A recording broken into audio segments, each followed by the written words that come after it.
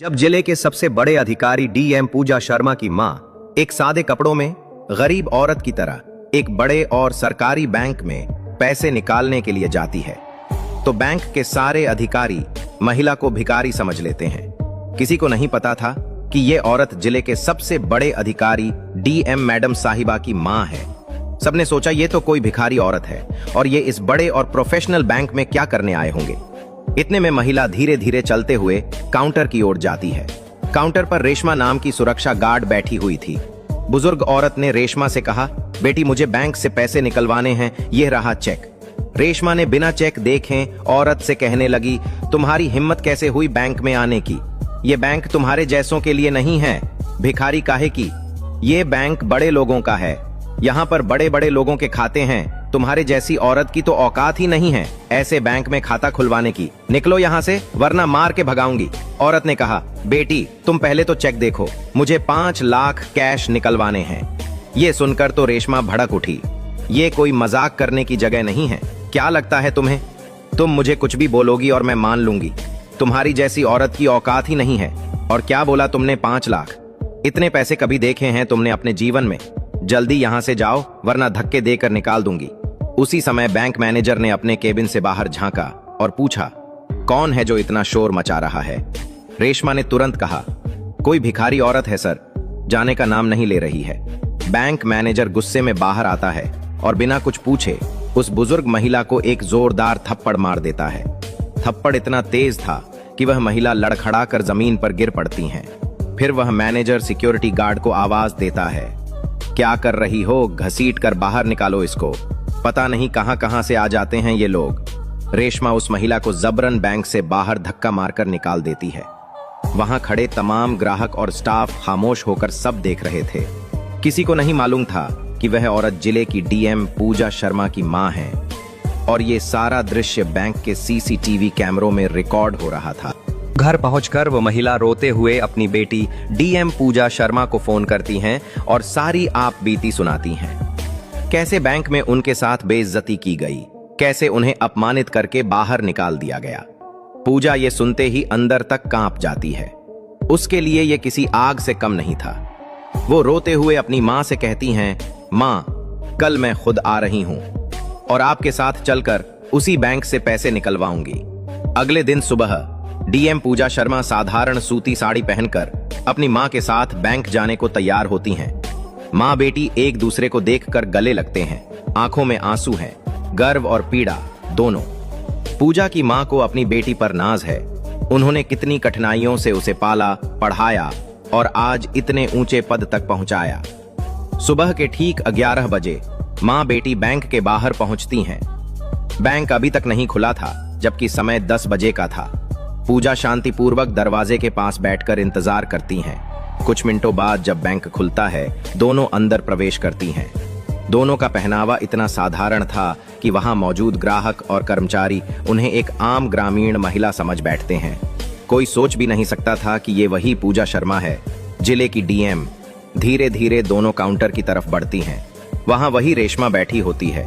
पूजा विनम्रता से कहती हैं, मैडम हमें पैसे निकालने हैं, मां की दवाइयां लेनी हैं और कुछ जरूरी काम भी हैं। रेशमा ने दोनों महिलाओं को ऊपर से नीचे तक देखा।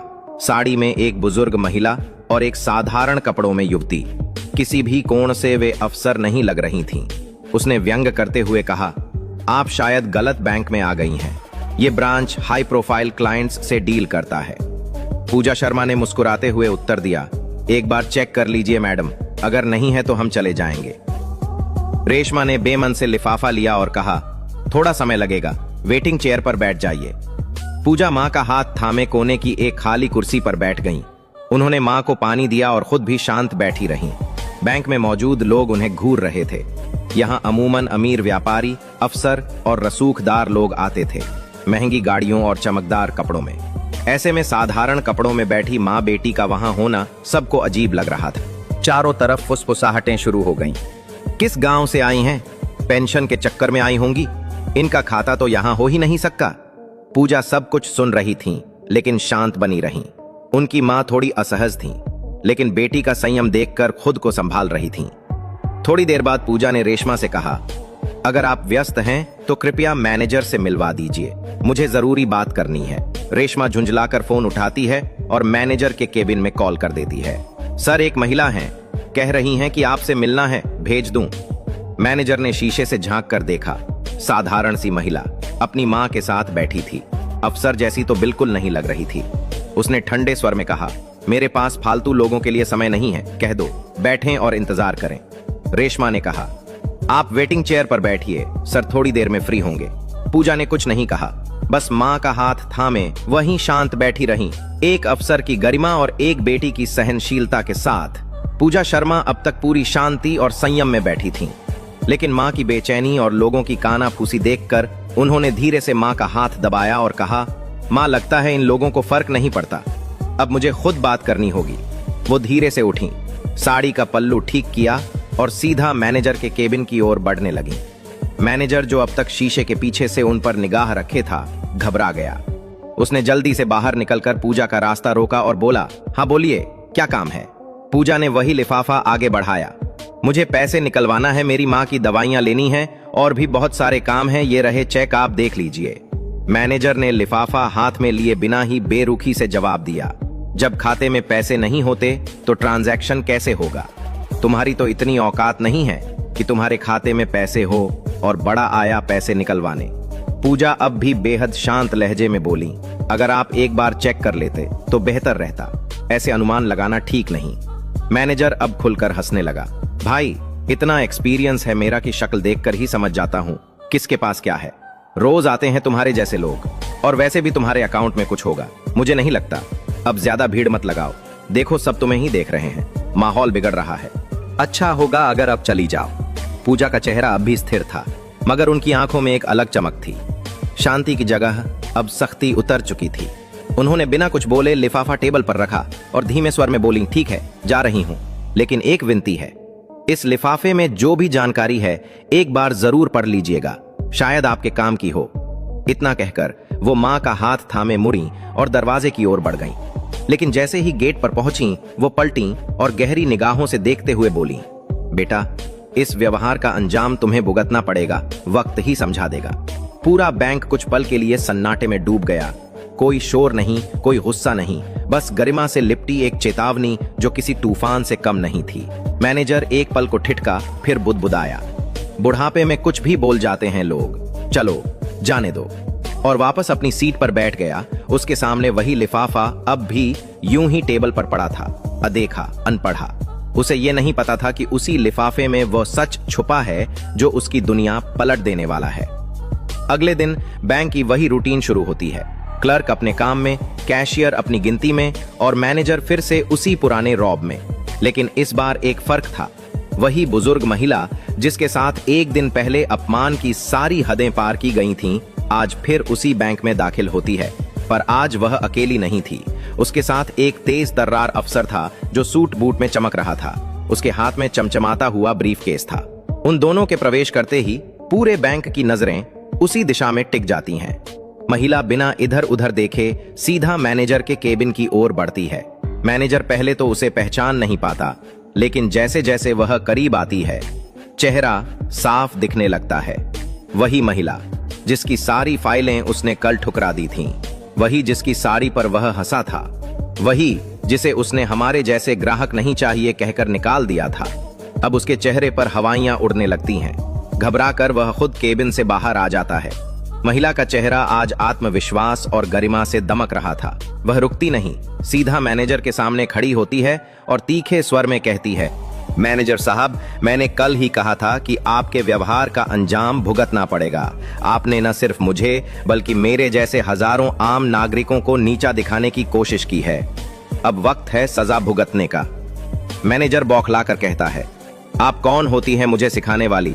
ये कोई आपका घर नहीं है, ये बैंक है और आप यहाँ मेरा कुछ। महिला उसकी बात बीच में ही काटकर मुस्कुराती है, फिर अपने साथ आए अफसर की ओर इशारा करती है, इनसे मिलिए, ये मेरे विधिक सलाहकार हैं। और पूजा शर्मा कहती है, मैं हूं इस जिले की जिलाधिकारी डीएम पूजा शर्मा, साथ ही इस बैंक की 8% शेयर होल्डर भी। और ये मेरी मां है जिनके साथ आप लोगों ने बहुत बुरा व्यवहार किया। एक क्षण के लिए पूरे बैंक में सन्नाटा छा जाता है। सभी कर्मचारी, ग्राहक, यहां तक कि दरवाजे के पास खड़े सुरक्षाकर्मी भी स्तब्ध रह जाते हैं। मैनेजर के चेहरे का रंग उड़ जाता है।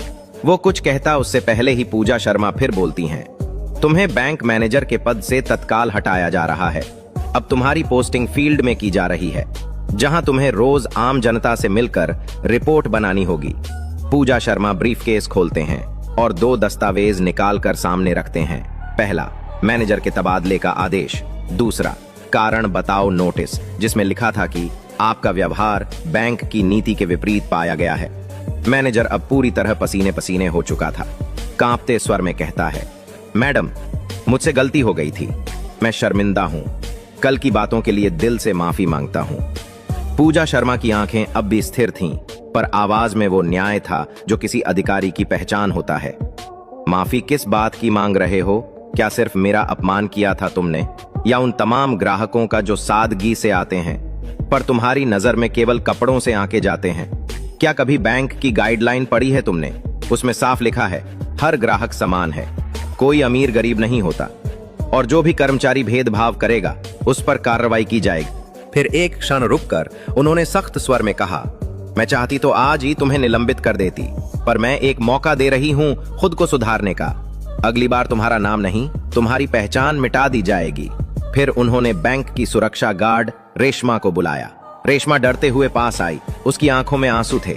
कांपते हाथों से बोली, मैडम माफ कर दीजिए, मुझसे बहुत बड़ी गलती हो गई, आगे से कभी किसी को इस तरह नहीं समझूंगी। पूजा शर्मा ने उसकी ओर देखा, फिर कहा, ककड़े देखकर किसी को छोटा मत समझो, जो सीख आज मिली है उसे जिंदगी भर याद रखना। बैंक का पूरा स्टाफ अब नजरें झुकाए खड़ा था। उन्होंने सबकी ओर देखकर कहा, पद से नहीं, सोच से इंसान बड़ा होता है।